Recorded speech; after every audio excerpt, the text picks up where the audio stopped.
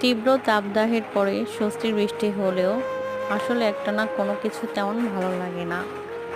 আসসালামু আলাইকুম, কেমন আছেন সবাই? আমরা বেশি ভালো নেই, কারণ সকাল থেকে বৃষ্টির কারণে আমরা গৃহবন্দী।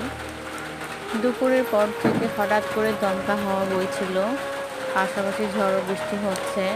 এখন কিছুটা থামলেও বৃষ্টি কমেনি। ঝড়ের কারণে বাড়ির উঠানের গাছপালাগুলো উপড়ে পড়ে আছে। ঘরের সামনে এরকম অবস্থা, ঘরের পেছনে আরও অনেক খারাপ অবস্থা। বৃষ্টির কারণে ভিডিও করা হয়নি। বাড়ির নামায় দেখুন কত হাঁটু পর্যন্ত পানি জমে আছে। সারা দিন কারেন্ট নেই। মোবাইল লাইটের চার্জ প্রায় শেষ হয়ে এলো বলে জানি না আর কতক্ষণ এভাবে থাকতে হবে। আবার এদিকে বিদ্যুতের খুঁটি ভেঙে পড়ে গেছে।